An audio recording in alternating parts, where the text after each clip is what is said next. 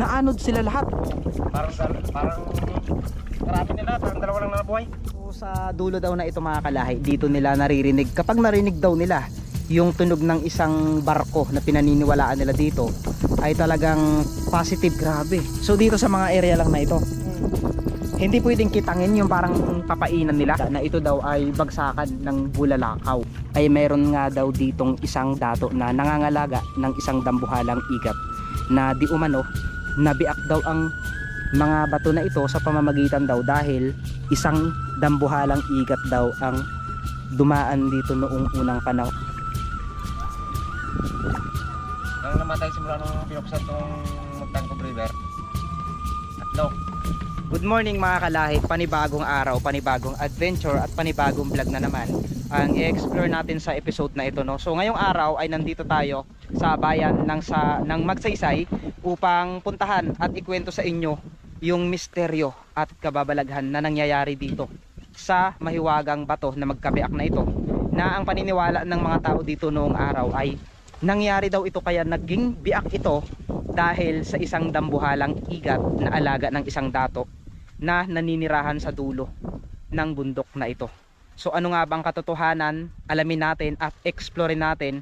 Syempre kasama yung kaibigan kong si Eunice ngayon na explore itong Magtangkob River na pinakasikat na pasyalan dito sa bayan ng Magsaysay. So ano pang hinihintay natin?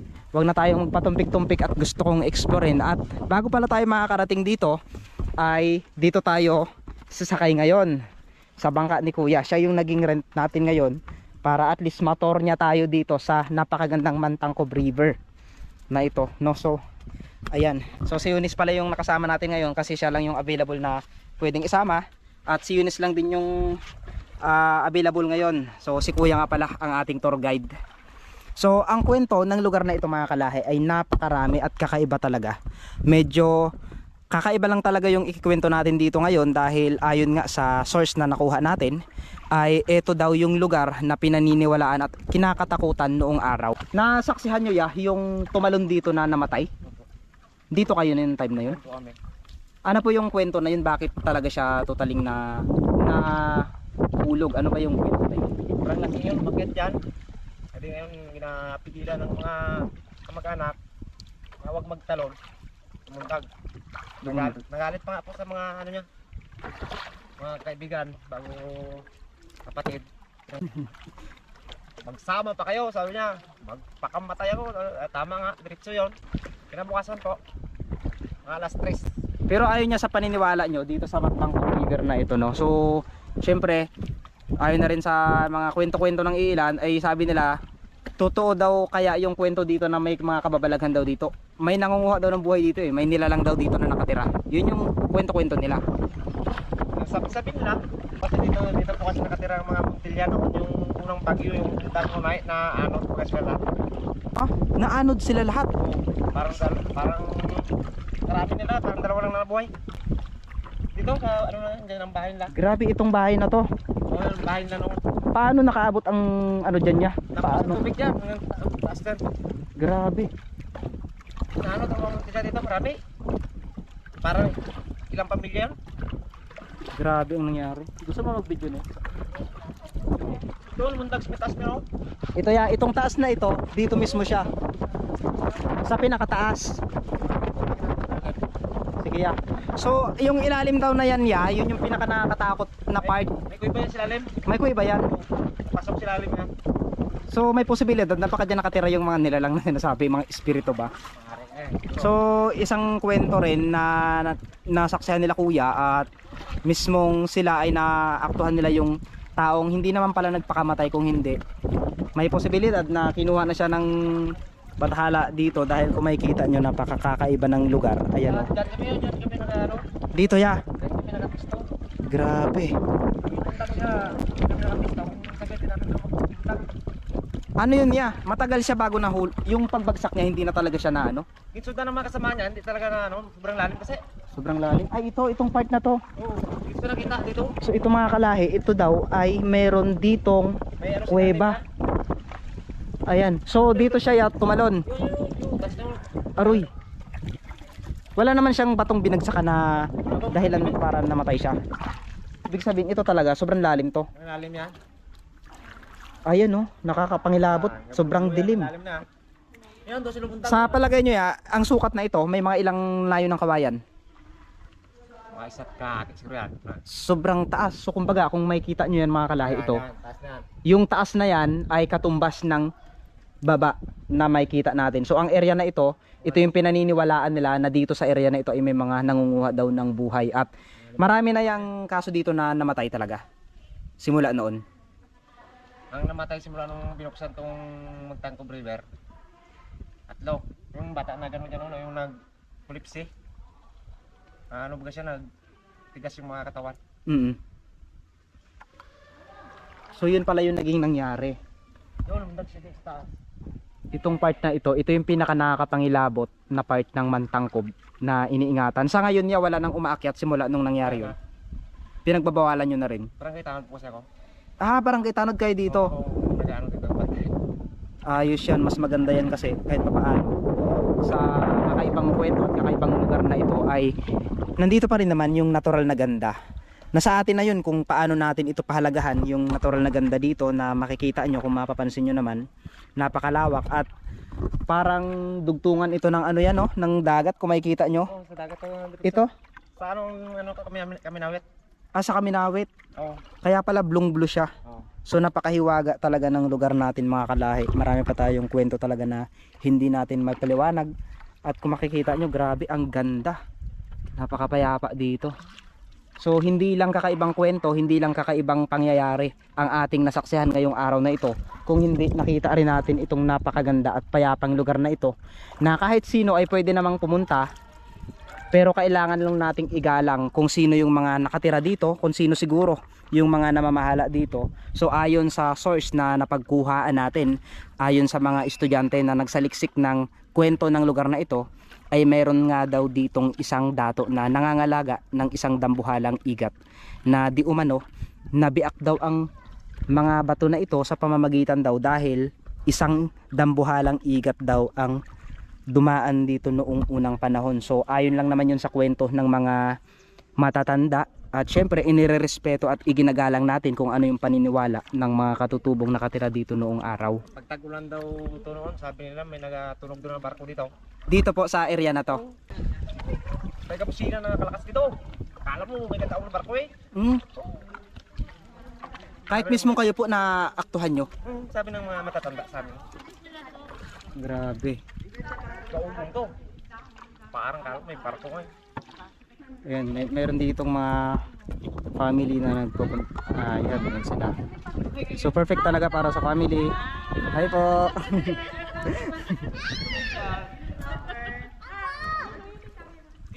Mga taga saan po sila? San Jose kayo ya? Taga San Jose kayo? Lalo yan, may mga floating cottage sila dito mga kalaya na pwede nyong rentahan. Sa halagang magkano ya ang floating cottage naman? 700 po. 700. Wow. So kung family kayo magbabarkada, kung 7 lang naman kayo, hindi naman siguro masakit sa bulsa yung tigwa 100 kayo, di ba? Tapos syempre, sagot nyo na yung food doon at marirelax naman kayo kung makikita nyo napakalayo na ng pinuntahan natin. At talagang nakaka-relax dito.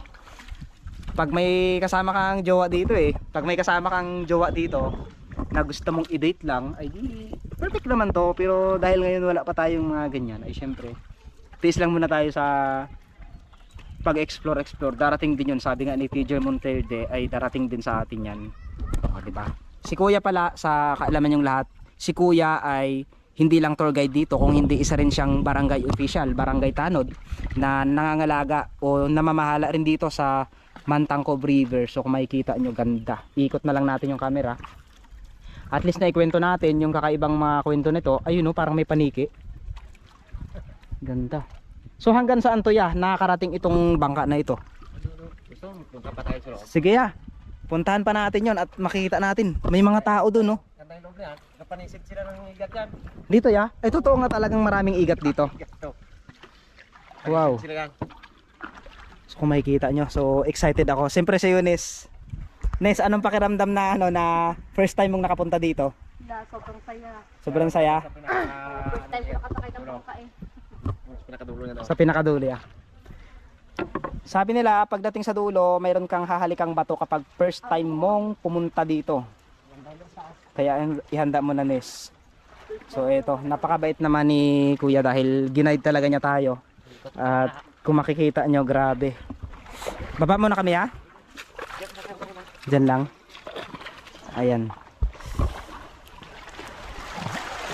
So sa halagang 50 pesos po ay talagang may enjoy nyo na. Pero sa halagang 50 pesos para sa akin hindi nakakabawasan sa atin yun. Kahit dagdagan pa natin, ibigay ko kuya kasi kung makikita nyo naman, tinor tayo sa ganda talaga na ito. Grabe. So may mga kwento baga ako dito yan na ano na parang gusto nilang gawing ano ito, dam. Gaya ng Angat Dam sa Hirap gawin dam dito.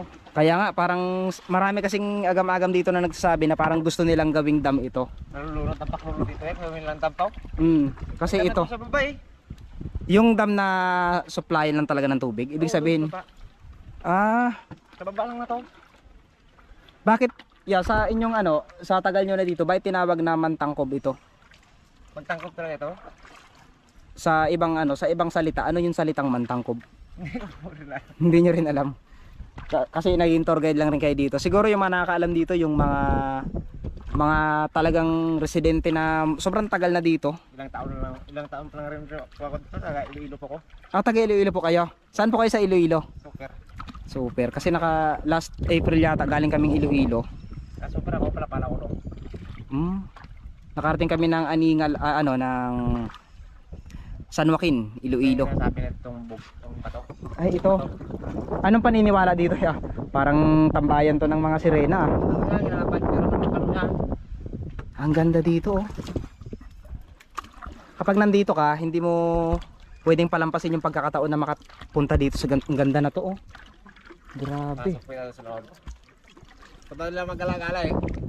Ganda. Alam mo na igat, makabili daw sila igat. Ay mayroon. Ibig sabihin niya, sinisisid nyo lang talaga dito? Sa mga gilid lang ng batoy niya? Oh, yan so, lalim yan. Malalim to? Grabe, o yung parang barkong bato. So, pwede naman dito yung magpalipad ng drone, halimbawa. Sige. Susubukan natin mamaya magpalipad ng drone dito mga kalahi. Para makita. Palipad ng drone dito? Tubig yung taas na no? Yan, hanggang dito. Wow, grabing taas naman na yan. Antindi. So kung makikita nyo, ganda. Kuy ba dyan? Saan niya?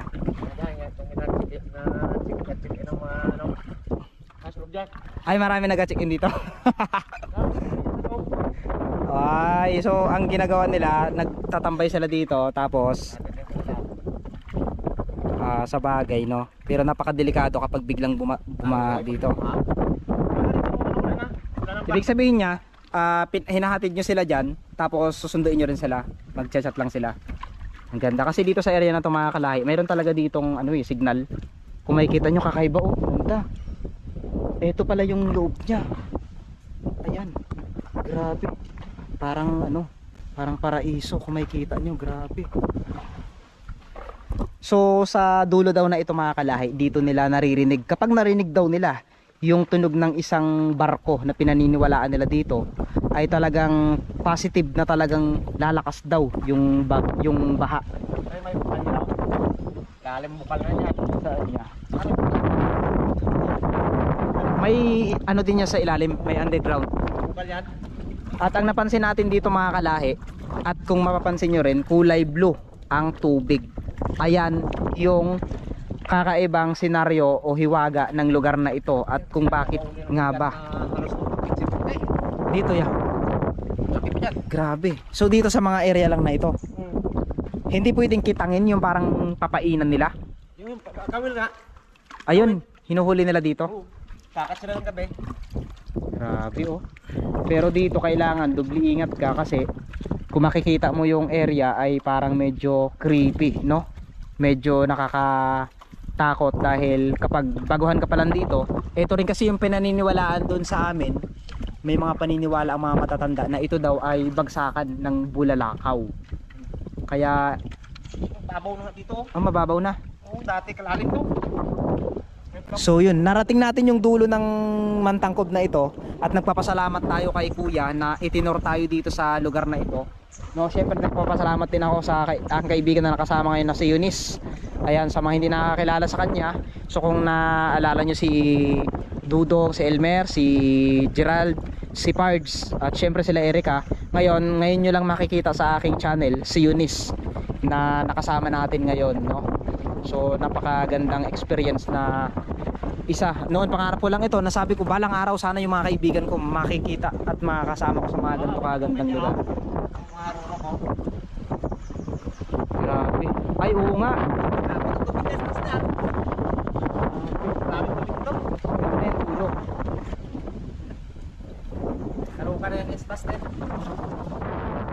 Ang ganda dito mga kalahi. So perfect. So sige na ya, exit na tayo. Parang nakakatakot na yung lugar. Parang pakiramdam ko ano na eh. Biglang lumamig kasi. Takot ka dito pag gabi pag nagpakat kami ano eh. Naranasan nyo yan na gabi dito talaga na magbangka Oo, napakat kami dito ng ano, kawel. dito? Grabe. Kung makikita nyo oh. Yung mga bato, yung formation, ito yung tinatawag na Mantangkob, rock formation ng Magsaysay.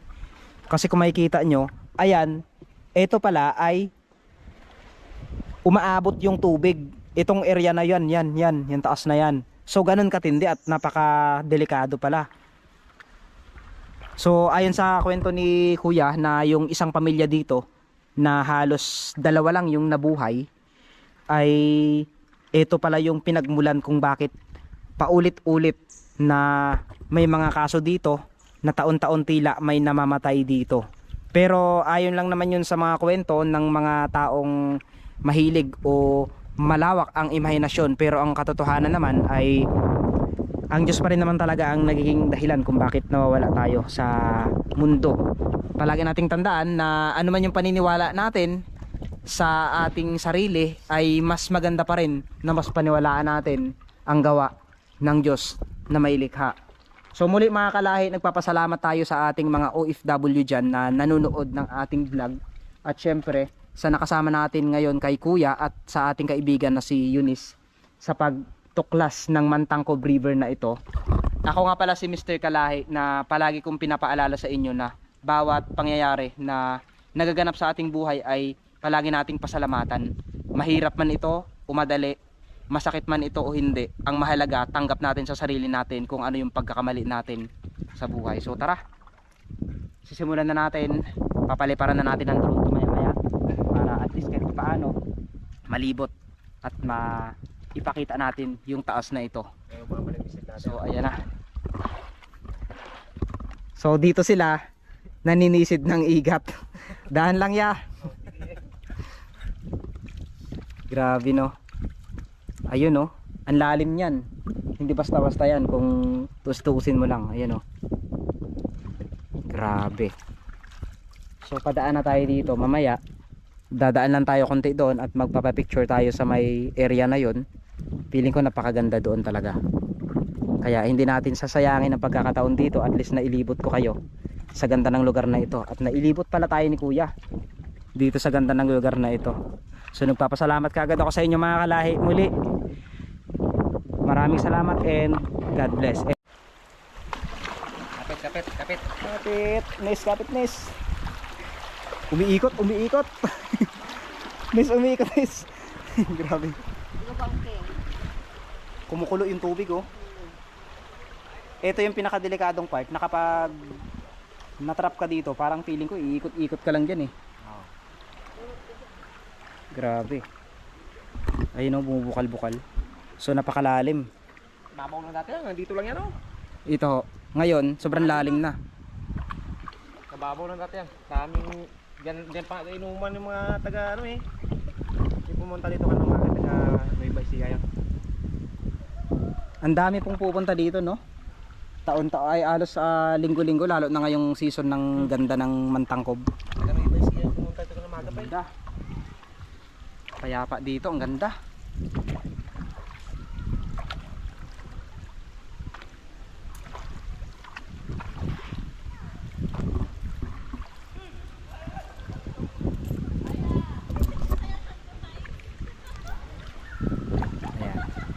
para safe tayo kahit paano.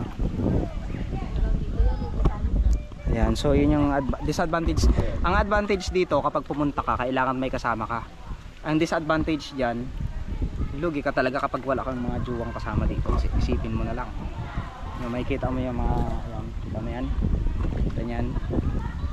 Diba? Ang ganda yan. Diba? Nes, masaya sila. Masaya sila. Diba? Sana masaya kayo. Balik ako.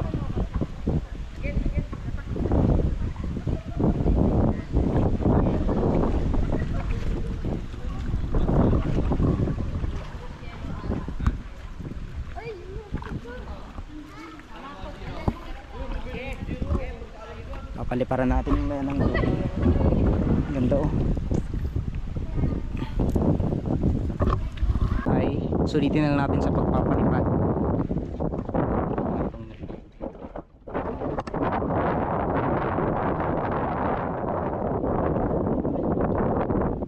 Papalan ka? Ayan, paalis na si Kuya kasi marami pa naman oras at marami pang guests na gustong sumubok doon kasi may mga tao sa cottage na pwede na lang ilibot doon sa pinuntahan natin para mapuntahan din nila yung ganda.